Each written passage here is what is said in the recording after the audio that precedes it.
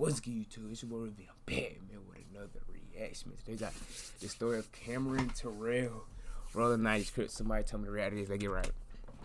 In this episode, I will be discussing the story of Cameron Terrell, also known as Milk or White Boy from the Rollin. I don't like that not being up there, bro. Which is a gang located on the west side of South Central Los Angeles. The facts of the case are as follows. When the average person thinks of South Central Los Angeles, the things that often come to mind are crime, poverty, and gangs. But just outside of the boundaries of South Central lies an abundance of wealth. A few miles north are the streets of the Hollywood Hills and Beverly Hills. A few miles west lies the beach cities of Santa Monica, Venice, and Marina del Rey. And just a few miles south are the LA cities do of look Rolling beautiful. Hills I ain't lying. and Palos Verdes. Normally, these two worlds don't mix.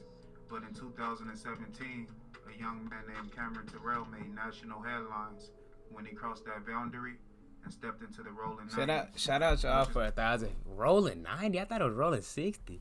Shout out to y'all for 1,050 subs, man. Okay. One of the most reputable gangs in South Central Los Angeles.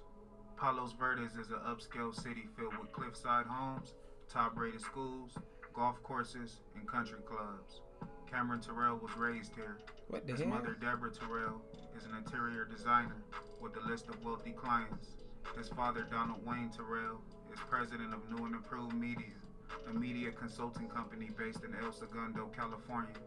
The Terrell family lives in a 4,000 square foot home that is valued at around $1.8 million. They would often take lavish vacations and attend parties thrown by their wealthy clients and neighbors. Cameron drove a black Mercedes-Benz, wore designer clothes, and was given a healthy allowance. He don't even look white in that picture. Palos Verdes High School, which is one of the top-rated schools in Southern California. By all accounts, the Terrell family was living the American dream. But behind closed doors, the family was in turmoil. Cameron and his parents didn't get along, which led to daily arguments. Cameron began to rebel against his parents and would often run away from home. There are a lot of rumors regarding Cameron and how he initially connected with people in South Central. Some say it was through drugs, and some say it was through social media. But one thing is clear, once Cameron made his way to South Central, he became infatuated with the streets. Cameron became good friends with one of the boys there. He would stay at his house for days, weeks, and months at a time, and would even call the boy's mother, Mom. Sometime later, the boy was being courted by the Rollin 90s Crips and told Cameron he should also join.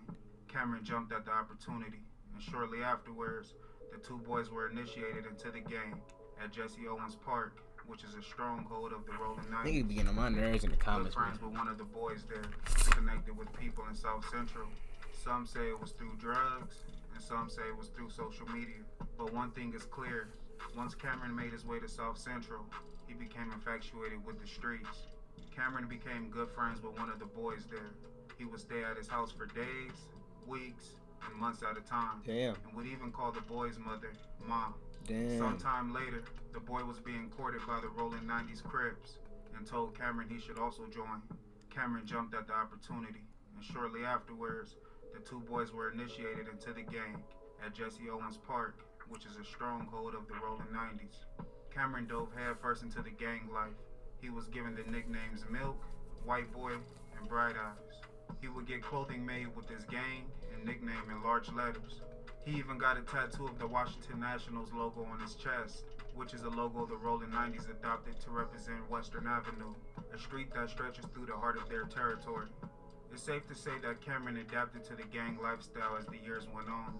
He was from Palos Verdes, but he called South Central home, and the Rollin 90s embraced him.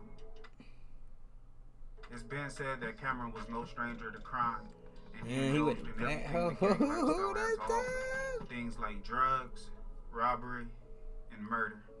On the morning of October 1st, 2017, Cameron and two other young men were riding in his black Mercedes-Benz. The group was armed as they entered the territory of a longtime rival gang, the A-Tray Gangsta Crips. The rivalry between the Rollin 90s Crips and the A-Tray Gangsta Crips goes back decades, and fights and shootings aren't uncommon between the neighboring gangs. They got all that territory. Around 11:26 a.m., a 21-year-old man named Justin Holmes was walking down the street with two other people. As the group walked down 78th Street towards Western Avenue, they were approached by two men. The two men asked them what gang they were from. Holmes replied that he didn't gangbang.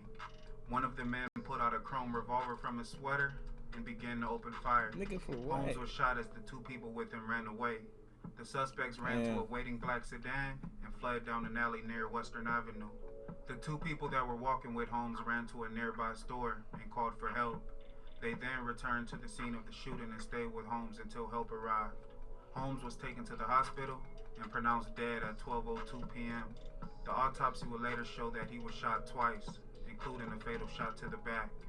Detectives working the case began their investigation. They began to look into the background of Holmes in an effort to find a motive for the murder. They found that Holmes nor the people he was walking with had any gang affiliation.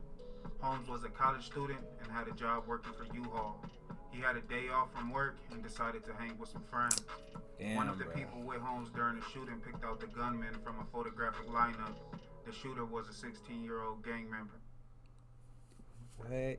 Investigators then swept the area looking for other witnesses when they noticed a surveillance camera near the scene.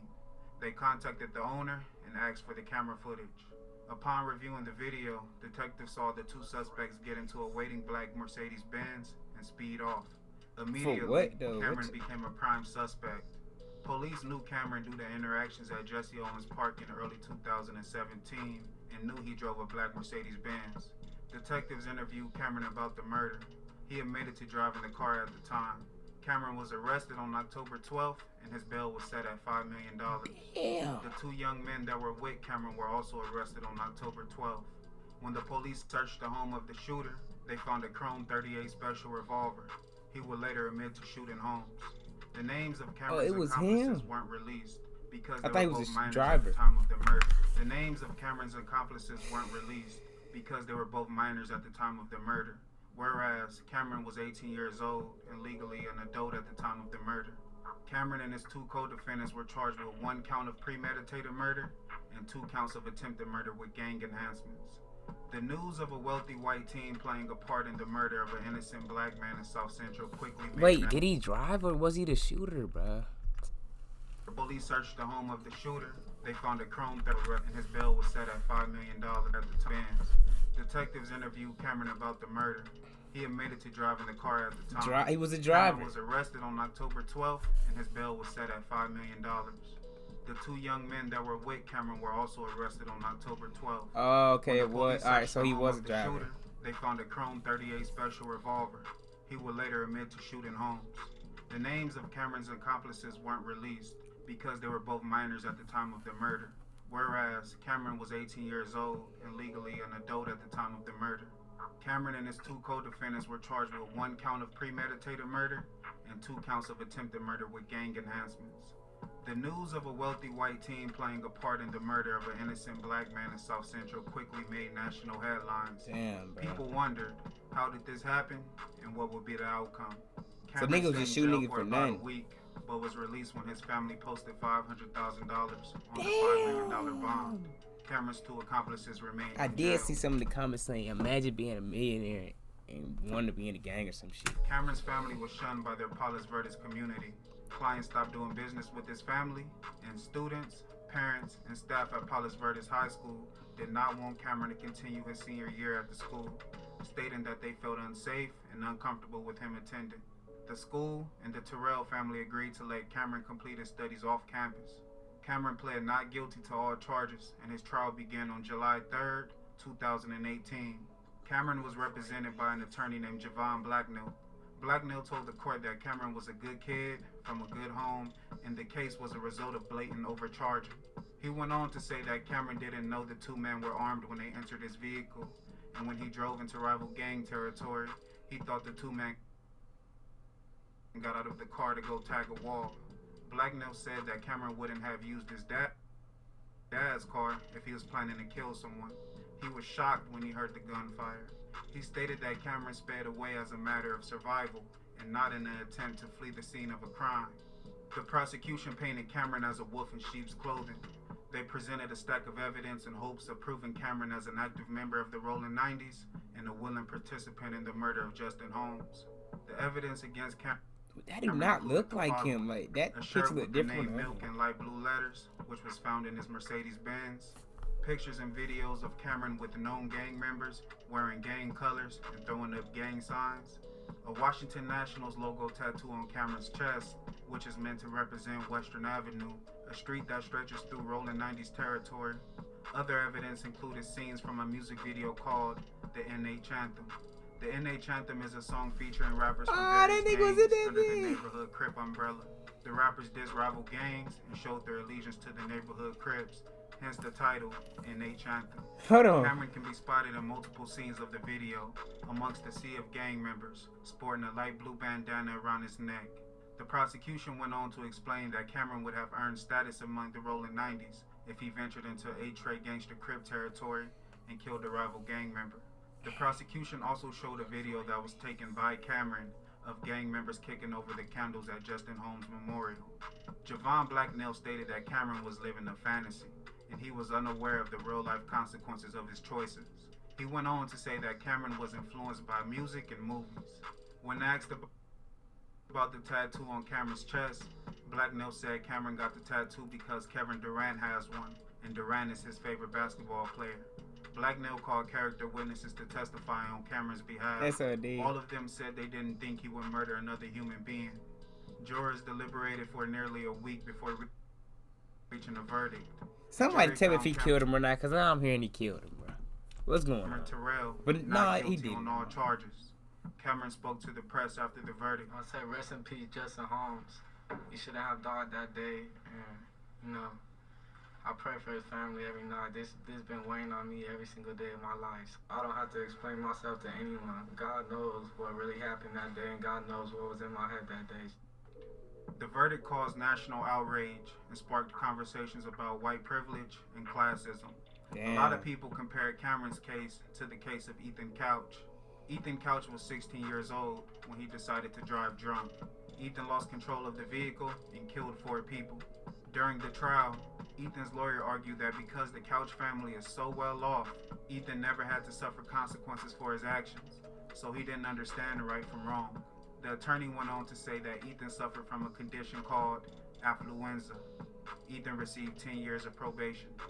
Cameron's 2 co-defendants await trial. Since they were both 16 years old at the time of the murder, their cases went to juvenile court. The district attorney wants to move their cases to adult court so they can be tried as adults. I want to thank you guys for tuning in. Please like, But that comment, nigga Cameron was on it, and man. subscribe. I don't really know what the hell going on. Like, it's kind of confusing, but I guess he was a driver. There's a lot of shit going on, man. I don't know, man. Y'all too much out there, man. Comments, man. Hit the like button, hit the sub button, man. Out, man. Okay.